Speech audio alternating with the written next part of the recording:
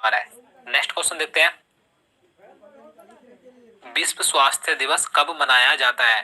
तो देखिए ये जो क्वेश्चन है ये भी काफी इंपॉर्टेंट है, क्योंकि ये क्वेश्चन भी एग्जाम में कई बार पूछा जा चुका है। तो अगर आपको इसका भी आंसर पता है तो आप अपना आंसर लगा सकते हैं। तो यहाँ पर इसका राइट आंसर ऑप्शन बी हो जाएगा, 7 अप्रैल। 7 अप्रैल को विश्व स्वास्थ्य दिवस मनाया जाता है, तो आपको ध्यान रखना है।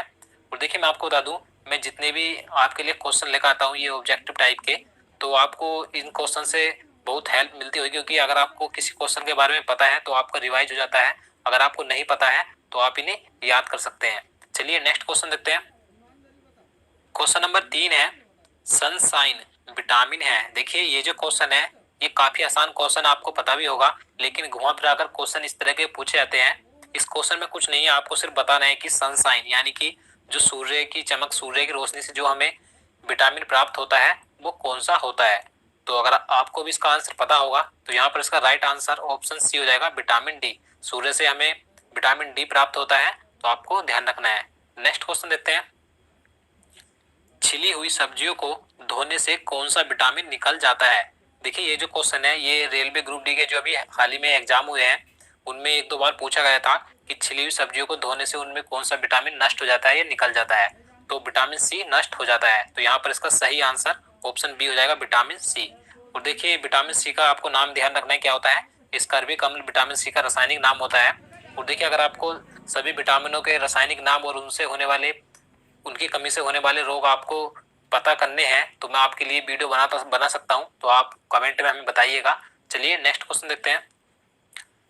क्वेश्चन नंबर 5 है, केंचुए में कितनी आंखें होती हैं? तो आप भी इसका आंसर लगा सकते हैं। तो यहाँ पर इसका राइट आंसर ऑप्शन डी हो जाएगा, कोई नेत्र नहीं, यानी कि केंचुए में कोई भी आंख या कोई नेत्र नहीं होता है। तो देखिए आपको ध्यान रखना है, केंचुए को ही किसान का मित्र कहा जाता है। नेक्स्ट क्वेश्चन देखते हैं, भारत संविधान के किस भाग में मूल कर्तव्य का वर्णन किया गया है? इस क्वेश्चन में बताना है कि भारतीय संविधान के किस भाग में मूल कर्तव्यों का वर्णन किया गया है। तो यहाँ पर इसका सही आंसर ऑप्शन डी हो जाएगा, भाग 4 के क में मूल कर्तव्यों को जोड़ा गया है। आपको ध्यान रखना है कि जो 42वां संविधान संशोधन किया गया था 1976, उसी के अनुसार मूल कर्तव्य को भारतीय संविधान में जोड़ा गया था भाग 4 के क में। और आपको ये भी ध्यान रखना है कि वर्तमान में हमारे मूल कर्तव्य कितने हैं, 11 मूल कर्तव्यों की संख्या है, आपको ये भी ध्यान रखना है। चलिए अगला क्वेश्चन देखते हैं। क्वेश्चन नंबर 7 है, संविधान संशोधन का संबंध संविधान के किस भाग से है? इस क्वेश्चन में आप बताना है कि संविधान संशोधन भारतीय संविधान के किस भाग से संबंधित है। तो इसका राइट आंसर ऑप्शन ए हो जाएगा, भाग 20। भाग 20 के अनुसार भारतीय संविधान में संशोधन किया जा सकता है। और देखिए आपको अगर एग्जाम में पूछा है कि किस अनुच्छेद के अंतर्गत संविधान संशोधन किया जाता है, तो आपको ध्यान रखना है अनुच्छेद 368 के अनुसार। तो आपको अनुच्छेद भी ध्यान रखना है। तो चलिए नेक्स्ट क्वेश्चन देखते हैं, हैजा रोग किसके कारण होता है? तो आप इसका आंसर लगा सकते हैं अगर आपको पता है तो। इसका राइट आंसर ऑप्शन बी हो जाएगा, जीवाणु, यानी कि जो बैक्टीरिया होते हैं जीवाणु, उन्हीं के कारण से हैजा रोग फैलता है, तो आपको ध्यान रखना है।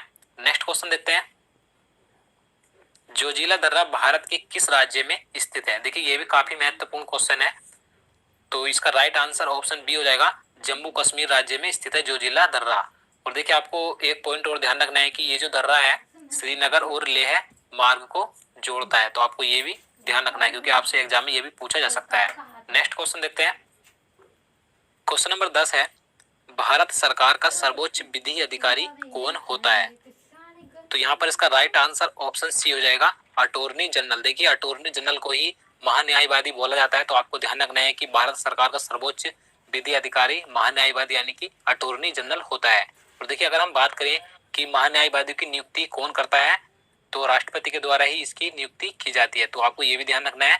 चलिए नेक्स्ट क्वेश्चन देखते हैं, हल्दी घाटी का युद्ध 1576 ईस्वी में किन के बीच हुआ था? तो 4 ऑप्शन आपको दिए गए हैं, आप इसका आंसर लगा सकते हैं। तो यहाँ पर इसका राइट आंसर ऑप्शन ए हो जाएगा, अकबर एवं महाराणा प्रताप के बीच हल्दी घाटी का युद्ध 1576 ईस्वी में हुआ था। नेक्स्ट क्वेश्चन देखते हैं, रेबीज के टीके की खोज किसने की थी? देखिए ये क्वेश्चन भी कई बार एग्जाम में पूछा जा चुका है, तो आपको जरूर ध्यान रखना है कि रेबीज के टीके की खोज लुई पास्चर ने की थी। तो यहाँ पर इसका सही आंसर ऑप्शन डी हो जाएगा। अगला क्वेश्चन देखते हैं, क्वेश्चन नंबर 13 है, शरीर में आयरन की कमी से कौन सी बीमारी होती है, यानी कि शरीर में अगर आयरन यानी कि लोहे की कमी हो जाए तो कौन सी बीमारी या कौन सा रोग हो जाता है। तो यहाँ पर इसका सही आंसर ऑप्शन ए हो जाएगा, एनीमिया रोग हो जाता है लोहे की कमी से। आपको ध्यान रखना है कि सबसे ज्यादा जो लोहा पाया जाता है पालक में पाया जाता है। अगला क्वेश्चन देखते हैं,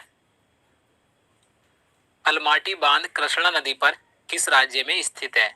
तो यहाँ पर इसका सही आंसर ऑप्शन सी हो जाएगा, कर्नाटक राज्य में स्थित है अलमाटी बांध। और आपको यह भी ध्यान रखना है कि कौन सी नदी पर है, कृष्णा नदी पर स्थित है। नेक्स्ट क्वेश्चन देखते हैं, सुएज नहर का राष्ट्रीयकरण किस वर्ष किया गया था। तो यहाँ पर इसका सही आंसर ऑप्शन डी हो जाएगा, 1956 ईस्वी में सुएज नहर का राष्ट्रीयकरण किया गया था। आपको ध्यान रखना है कि ये जो सुएज नहर है ये लाल सागर और भूमध्य सागर को आपस में जोड़ती है और इसकी जो लंबाई है 165 किलोमीटर इसकी लंबाई भी है। तो आपको इसकी लंबाई भी ध्यान रखनी है। अगला क्वेश्चन देखते हैं, क्वेश्चन नंबर 16 है, प्रतिरोध का